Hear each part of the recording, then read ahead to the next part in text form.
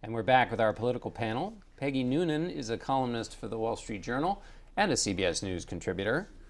Jamelle Bouie is chief political correspondent for Slate magazine and a CBS News political analyst.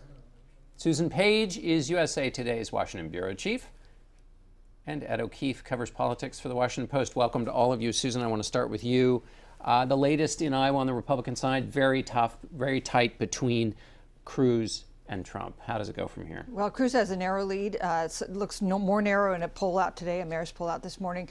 But you know what Cruz has? He has an organization there and in other states. And we don't know if Trump has the kind of organization that historically has worked in bringing people out to go to those caucuses on a cold winter's night. This is a big advantage to Ted Cruz, whatever this poll shows.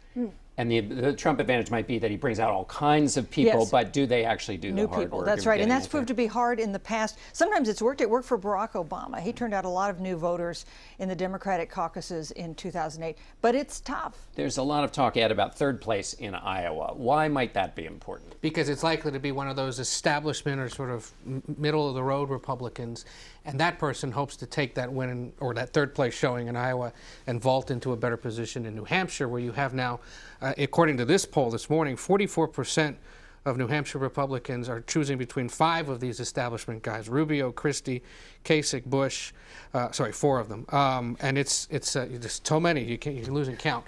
But you know, and in New Hampshire, the dynamic is so much more tighter because you have these 3 governors, especially Jeb Bush, Chris Christie, John Kasich, sort of in a circular firing squad inside the larger circular firing squad, because really only one of them is going to be able to emerge from New Hampshire and sort of make the point to the rest of the country, let me continue on. Yeah, I want to get to that punching match, because it was a new, it's getting worse this week. Jamelle, the Cruz-Trump friendship, whatever it was, joint operations, has gone away. They are now, Donald Trump brought up this issue of Ted Cruz and whether he's eligible to be president. Cruz tried at first not to.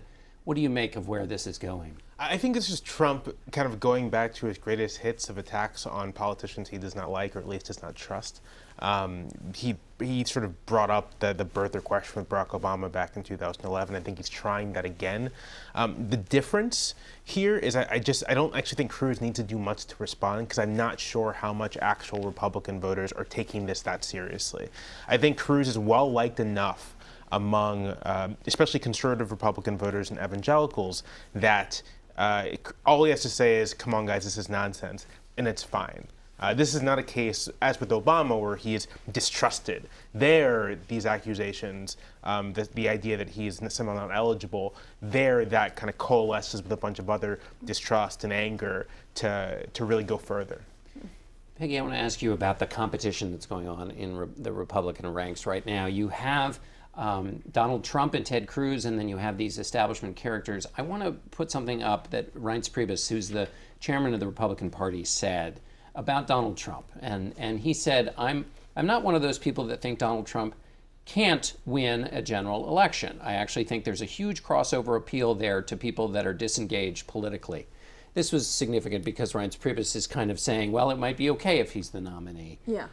But then you've got then these quote unquote establishment Republicans saying Donald Trump will be the destruction of the party. How does this get sorted out? We're going to see it sorted out over the next very few weeks and months. If Trump does well in Iowa, Cruz wins, but maybe Trump exceeds expectations, or even possibly Trump wins. If Trump wins in New Hampshire, if Trump starts to look like, wow, this could really happen, the establishment of the party is going to be forced either to come to terms or to make sounds about bolting. And that, of course, would be interesting. I mean, how would people bolt? Where would they do it? What would they do about Trump? My sense of Republicans on the ground is that more and more of them are at least getting used to the idea of the serious possibility of Trump. So that's some progress for him. And Jamelle, this is not just backing a person that they would. There is something going on behind Trump. The New York Times has this story today in which they quote someone who says, the Republican Party has never done anything for a working man like me, even though we voted Republican for years. Mr. Trump, this is somebody who was at one of Trump's rallies. This election is the first in my life where we can change what it means to be a Republican. Right. It's interesting. I think there's a way in which both Priebus and establishment Republicans who say Trump will destroy the party, they are both right. Priebus in the sense that I think Trump is appealing to these disaffected white workers who believe the Republican Party has not really spoken to their economic issues. And Trump is kind of showing a path to how you get those people to the polls, some combination of, economic populism and nativism, frankly. On the other, so if that's the case, and if Trump becomes the nominee, then the kind of traditional Republicanism that you see from Bush and Christie and Kasich, that means it's dying. That means that its viability is limited as a political movement. I don't understand how, if Trump plays by the rules, gets nominated by winning primaries, how Reince Priebus or any other establishment Republican says he's not the legitimate Republican nominee. But I do think what could happen is something that involves one of the guests that you've had on your show, John, and that is Paul Ryan. And I wonder if what you might see happening is the establishment Republicans say, yes, Trump's our nominee. Let's talk about Paul Ryan. Let's make him the face of the GOP. Let's talk about what Congress is going to do. You remember what happened in 1996 when the establishment Republicans decided that Bob Dole was going to lose, and Newt Gingrich started making deals with a Democratic president, Bill Clinton, and it was harmful for Dole, but they had decided he was going to lose that election.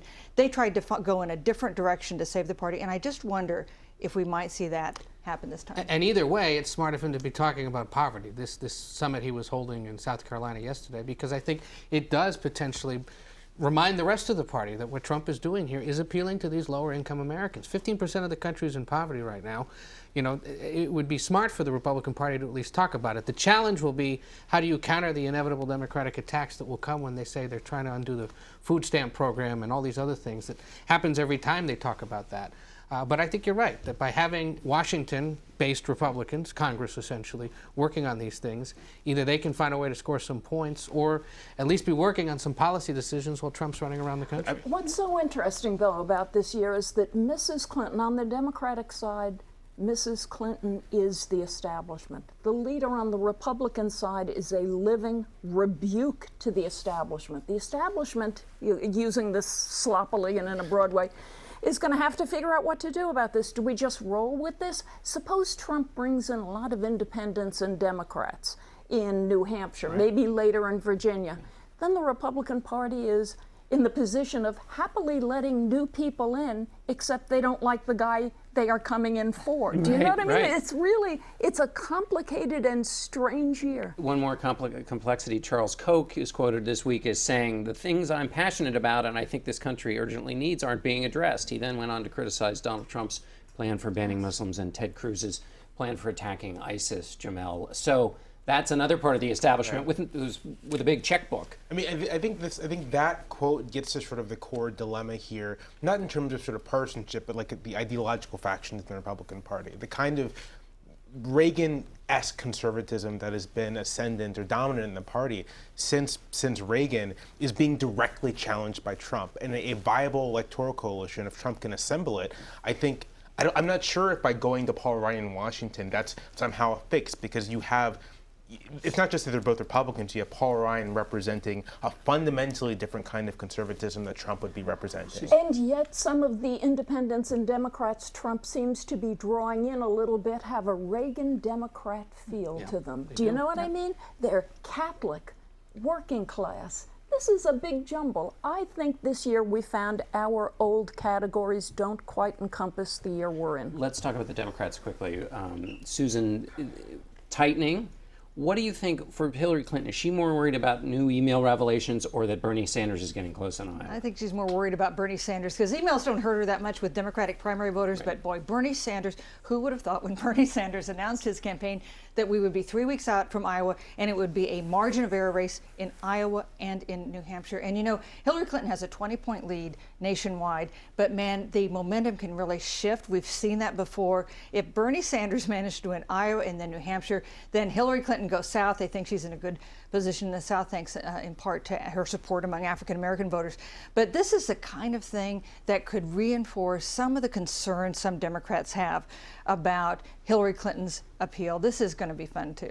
And I think what's most interesting is that she's still refuses to take on Trump. If she has been paying attention to the Republican race at all in the last few months, she should know that the sooner you respond, the better.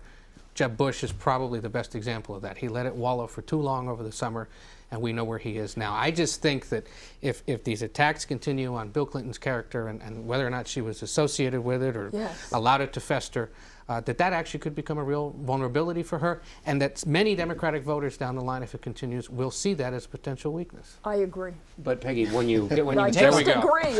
Well, and that settles it. Yeah, right, exactly. We'll just end the show early. You've solved it all. But if you're going to, taking on Donald Trump means that these questions of the past are going to be in the news cycle every 10 seconds. He knows how to fight, toughen at a street level. Is it really wise for her to take him on these questions? I think, first of all, I'm surprised that she was surprised that he took her on. I mean, she went at him. She said, "You're a sexist." He said, "I'm a sexist. Look what you've done to women." He's famous for hitting you right. Yes. Well, also he said "you" too, in enabling and being part of his dramas. He's famous, Donald Trump, for giving you a hard right if you hit him. So I was surprised. She was surprised to get hit. Look, you do have to answer him sternly and definitively. One of the things we'll find out in the coming week is whether Ted Cruz can really put to bed this rather mischievous issue that has come up about whether or not he's a U.S. citizen, which Trump has brought forward because Cruz is a threat to him. Jamelle, Hillary Clinton has a new ad where she shows the Republicans and then says who's the one candidate who can stop them. So she's running on electability. Is that her route to the nomination, or this attack on gun control that she's made on Sanders? I think sort of a combination of the two is going to be best positioned to at least diminish Sanders in a state like Iowa, which is more. Iowa Democrats are probably more liberal than Democrats nationally, but they are still very concerned with electability. On the whole, though, I think this very strong Bernie challenge, this surprisingly strong Bernie challenge, is the best thing that could happen for the Democratic Party. I think part of Clinton's problem is the perception that this was going to be a coronation. And we can already see these sort of like rifts between Bernie supporters and the DNC and establishment Democrats. But if Bernie wins Iowa, if Bernie wins New Hampshire, and then we have this drawn-out tough race for the nomination, and if Clinton wins, that in itself conveys legitimacy, right? That I fought for this. It's the best thing that can happen to her if she wins. If she wins. If she wins. All right, we're going to have to end it there. Thanks to all of you.